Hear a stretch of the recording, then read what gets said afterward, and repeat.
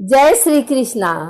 आइए सुनते हैं ज्येष्ठ मास में सुनी जाने वाली चौथे दिन की कथा, भीष्म और पुलस्त्य ऋषि का संवाद।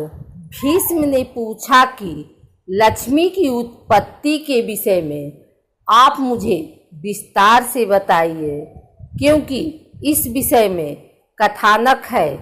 यह सुनकर पुलस्त्य बोले कि एक बार घूमते हुए दुर्वासा ने अपरूपा विद्याधरी के पास एक बहुत सुंदर माला देखी।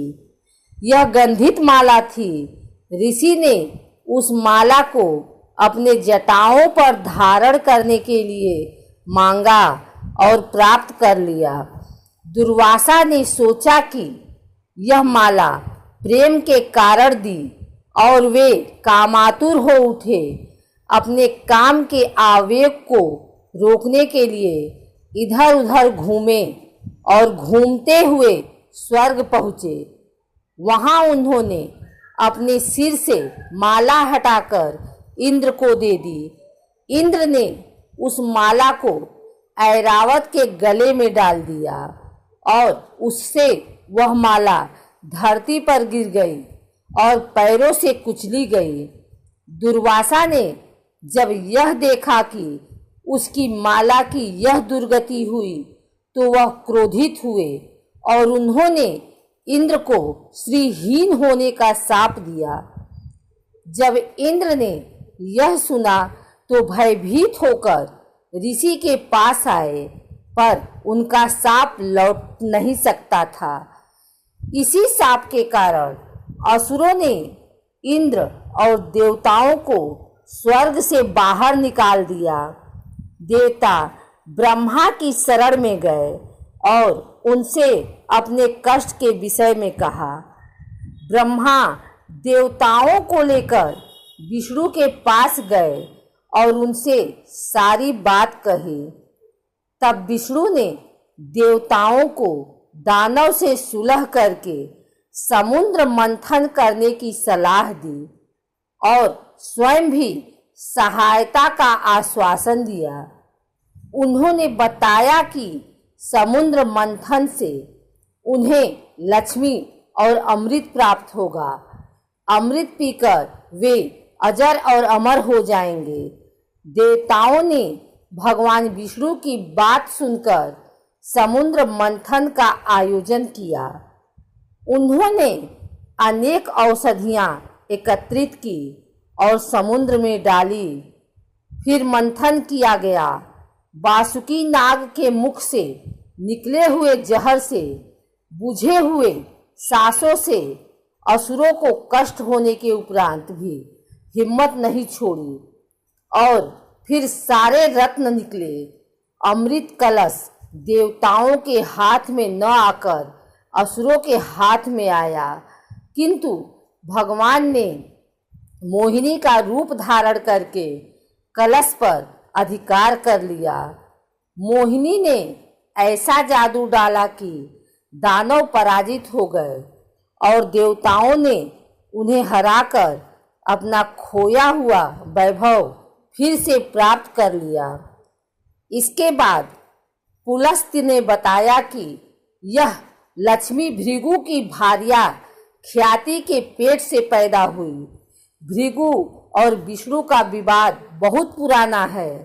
मुनि ने बताया कि लक्ष्मी ने अपनी कुमारी अवस्था में एक पुर की स्थापना की थी और विवाह के बाद वह अपने पिता को दे दिया। विवाह के बाद लक्ष्मी ने जब अपनी संपत्ति मांगी तो भृगु ने उसे नहीं लौटाया। इस प्रकार लक्ष्मी के पति विष्णु ने संपत्ति लौटाने की प्रार्थना की। भृगु ने भगवान विष्णु की भर्त्सना की ओर कहा कि जब वे धरती पर उत्पन्न होंगे तब नारी के सुख से वंचित रहेंगे। यह सुनकर भीष्म ने कहा कि आप मुझे सूर्य वंश का विवरण बताइए। तब पुलस्त्य ने सूर्य वंश का विवरण बताते हुए कहा कि वैवस्वत मनु के 10 पुत्र थे। ईल, इक्ष्वाकु, कुशनाम, अरिष्ट, धृष्ट, नरस्यन, करुष, महाबली, सरियात और पृषद पुत्र थे। मनु ने ज्येष्ठ पुत्र ईल को राज्य पर अभिषिक्त किया और स्वयं तप के लिए वन को चले गए। ईल अर्थ सिद्धि के लिए रथारूढ़ होकर निकले।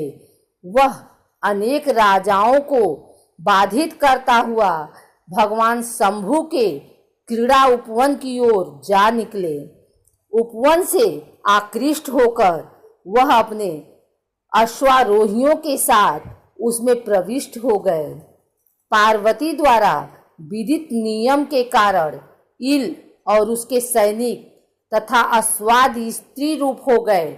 यह स्थिति देखकर ईल ने पुरुषोत्त के लिए भगवान शंकर की स्तुति आराधना की।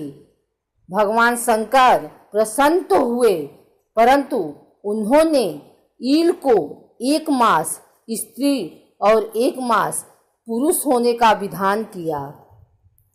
स्त्री रूप में इस ईल के बुध से पुरुरवा नाम वाले एक गुड़ी पुत्र का जन्म हुआ। इसी ईल राजा के नाम से ही यह प्रदेश इलावृत कहलाया। इसी ईल के पुरुष रूप में 3 उत्कल गए और हरिताश्व बलशाली पुत्र उत्पन्न हुए। वैवस्वत मनु के अन्य पुत्रों में से नसियन का शुक्र, नाभाग का अम्बरीश, धृष्ट के धृष्टकेतु, स्वधर्मा और रणधृष्ट, सरियात का आनर्त पुत्र और सुकन्या नाम की पुत्री आदि उत्पन्न हुए। आनर्त का रोचिमान नामक बड़ा प्रतापी पुत्र हुआ। उसने अपने देश का नाम अनर्त रखा और कुशस्थली नाम वाली पत्नी से रेव नामक पुत्र उत्पन्न किया। इस रेव के पुत्र रैवत की पुत्री रेवती का बलराम से विवाह हुआ। इस कथा का वर्णन श्री पद्म पुराण में मिलता है।